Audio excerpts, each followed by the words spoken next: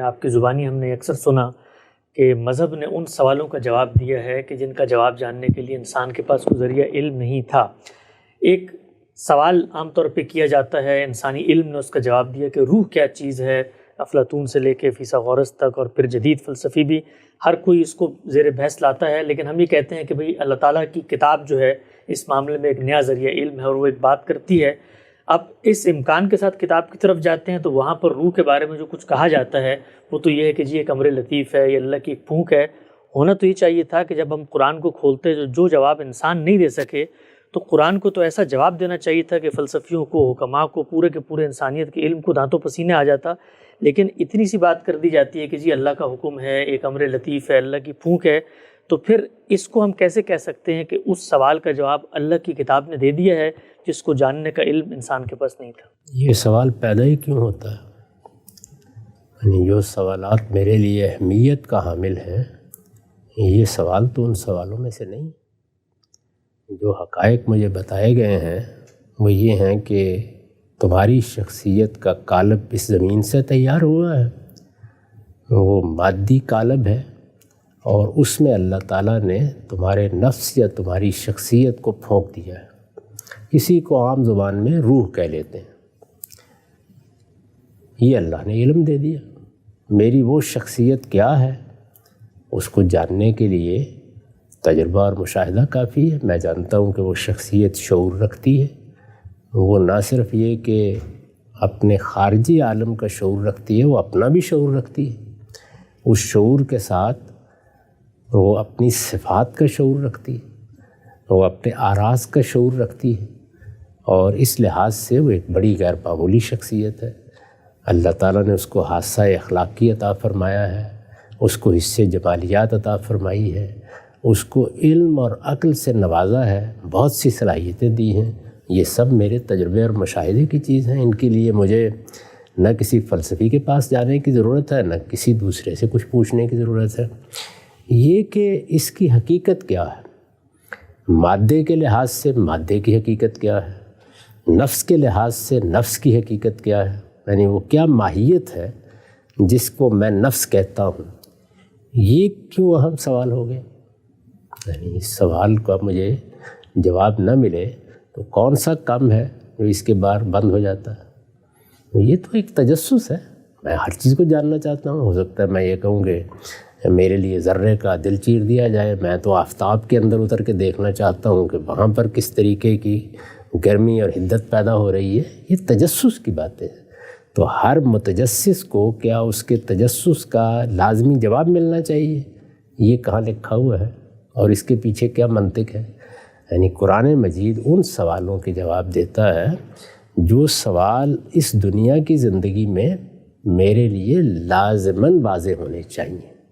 یعنی مجھے پتہ چلنا چاہیے کہ میں کیا ہوں، انسان کی حیثیت سے میری شخصیت کیا ہے، میری شخصیت کو کس کس پہلو سے اس دنیا میں جواب دہ ہونا ہے، جو دین کا اصل موضوع ہے، اور وہ کس کس پہلو سے اپنے پروردگار کے حضور میں اٹھا کھڑی کی جائے گی اور وہاں اس سے کچھ پوچھا جائے گا۔ اس میں مجھے بتائیے کہ قرآن مجید نے کسی سوال کو تشنہ جواب رہنے دیا ہے؟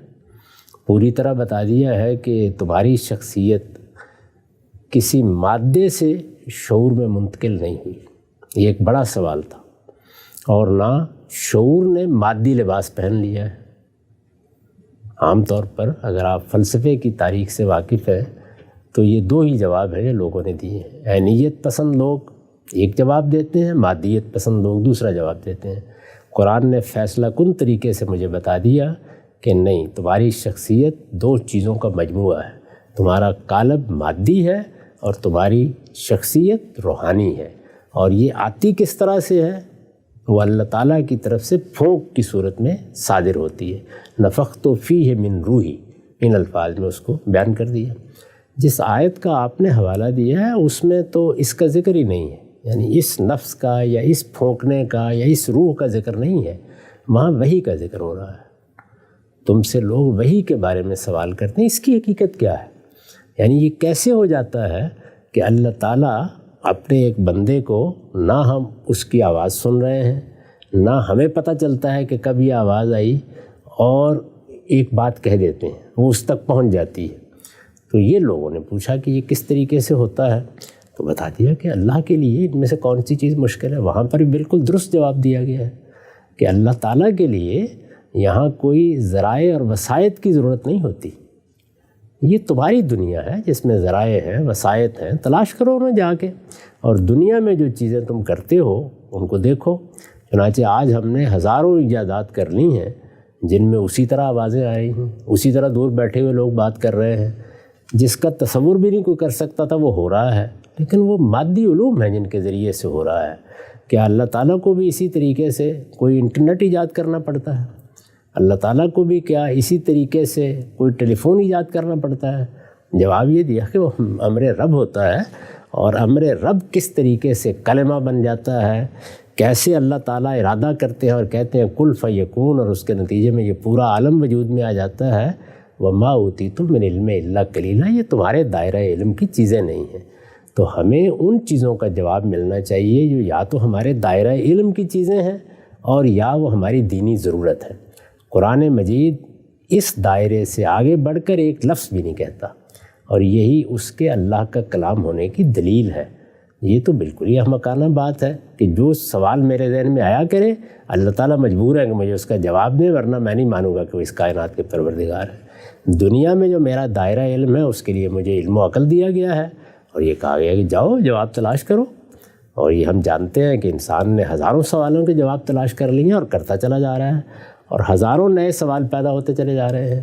چنانچہ یہ دنیا اللہ کے کلمات کا ایسا مجموعہ ہے کہ بالکل درست فرمایا ہے کہ اگر یہ سارے سمندر روشنائی بن جائیں تب بھی اللہ کے کلمات ختم نہیں ہو سکتے. سارے درخت قلم بن جائیں تو ان کلمات کو لکھ نہیں سکتے. تو یہی صورت ہے, آپ دریافت کرتے چلے جائیں اور آگے بڑھتے چلے جائیں. اللہ تعالیٰ کن سوالوں کے جواب دے گا؟ وہ جن کا تعلق میری آخرت میں کامیابی سے ہے. اس میں مجھے بتائیے کون سا سوال ہے جس کا جواب نہیں دیا گیا؟ یہ تو کوئی بات ہی نہیں ہے سر. صحیح نقطہ آپ نے واضح کیا, چند توضیحی پہلو چاہتا ہوں آپ کی خدمت میں رکھوں.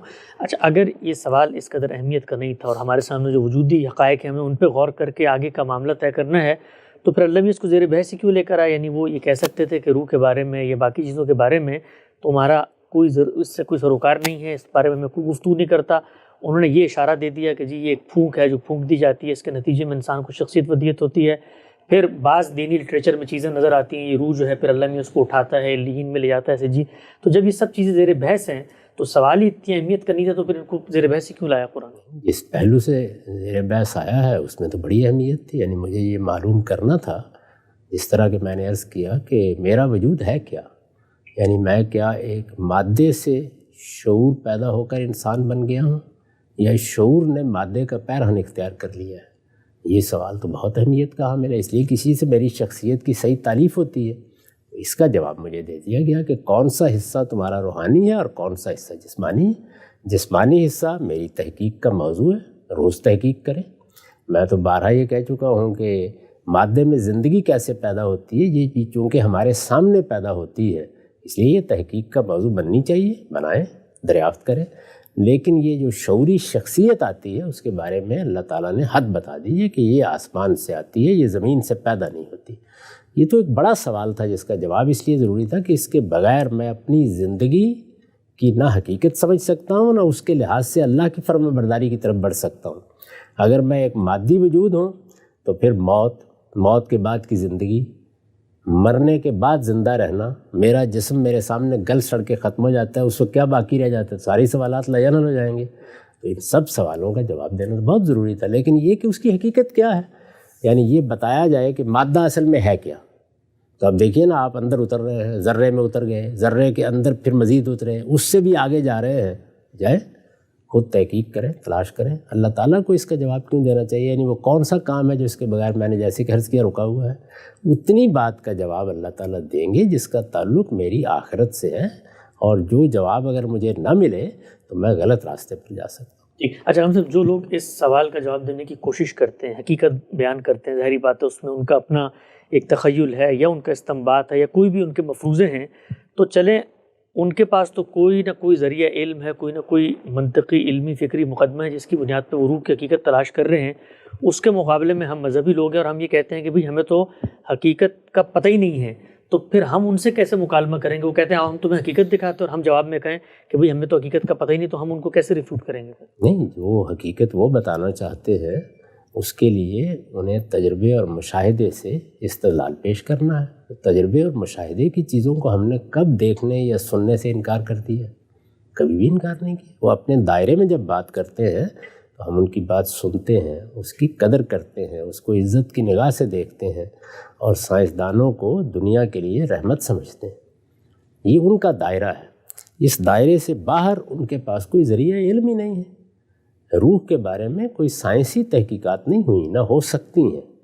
جو کچھ بھی سائنسی تحقیقات ہوں گی وہ مادے پر ہوں گی، اسی لیے دنیا میں بتدریج مادیت پسندانہ نقطہ نظر کا غلبہ ہوا ہے، اور وہی ہونا ہے، کیونکہ جہاں تک نفس کا تعلق ہے، نفس اپنے عمل کے لحاظ سے تو اس دنیا میں تحقیق کی چیز ہے، چنانچہ نفسی علوم رہے ہیں، بہت بڑے بڑے علوم، اس کی تاریخ ہمیں معلوم ہے، لیکن نفس اپنی حقیقت کے لحاظ سے آسمانی چیز ہے۔